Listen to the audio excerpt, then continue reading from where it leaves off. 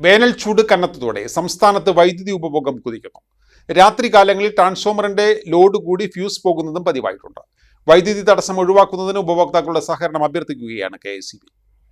പകലും രാത്രിയിലും സഹിക്കാനാവാത്ത ചൂട്. വെറുതെ നിന്നാൽ പോലും വിയർത്തൊഴുകും. AC-യും ഫാനുമൊന്നുമില്ലാതെ ഒരു നിമിഷം പോലും വീട്ടിലും ഓഫീസിലുമൊന്നും ഇരിക്കാനാവാത്ത അവസ്ഥ. ഇത് സംസ്ഥാനത്ത് വൈദ്യുത ഉപയോഗവും റെക്കോർഡിൽ എത്തിച്ചിരിക്കുകയാണ്. രാത്രികാലങ്ങളിൽ എയർ കണ്ടീഷണറുകളുടെ ഉപയോഗം ക്രമാതീതമായി വർദ്ധിച്ചു വരുന്നുണ്ട്. ഇത് വൈദ്യുത ഉപയോഗത്തിൽ വലിയ തോതിൽ വർധനവുണ്ടാക്കുന്നു. മാത്രമല്ല, LPG ലഭ്യമല്ലാത്ത അവസ്ഥയിൽ ഭക്ഷണം പാകം ചെയ്യുന്നതിനായി induction cooker, air fryer, oven എന്നിവയുടെ ഉപയോഗവും വൈദ്യുത ഉപയോഗം വർദ്ധിക്കാൻ ഇടയാക്കിയിട്ടുണ്ട്.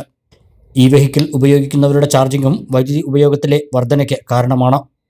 പകൽ സമയത്ത് സോളാർ വൈദ്യുതിയിൽ നിന്നും നമുക്ക് ആവശ്യത്തിനുള്ള വൈദ്യുതി ലഭ്യമാണെങ്കിലും രാത്രികാലങ്ങളിൽ വൈദ്യുതി കേരളത്തിന് പുറത്തുനിന്നും വാങ്ങിയാണ് വിതരണം ചെയ്യുന്നത്.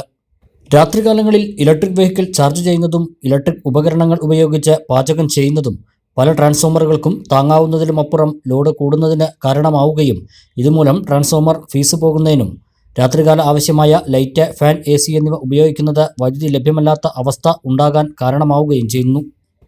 അതിനാൽ ഉപഭോക്താക്കൾ രാത്രികാല വാഹന ചാർജിംഗ്, വൈദ്യുതി ഉപയോഗിച്ചുള്ള പാചകം എന്നിവ പകൽ സമയത്ത് ലഭ്യമായ സോളാർ വൈദ്യുതി ഉപയോഗിച്ച് നിർവഹിക്കണമെന്നാണ് KSEB അഭ്യർത്ഥിക്കുന്നത്. രാത്രികാലങ്ങളിൽ ട്രാൻസ്ഫോമർ ലോഡ് കൂടി ഫീസ് പോകുന്നത് മൂലം ഉണ്ടാകുന്ന വൈദ്യുതി തടസ്സം ഒഴിവാക്കാൻ ഇതിലൂടെ കഴിയുമെന്നും KSEB പറയുന്നു. Choose it, build it, love it. Coys and Building Materials, Pattambi Road, Cherpalasheri.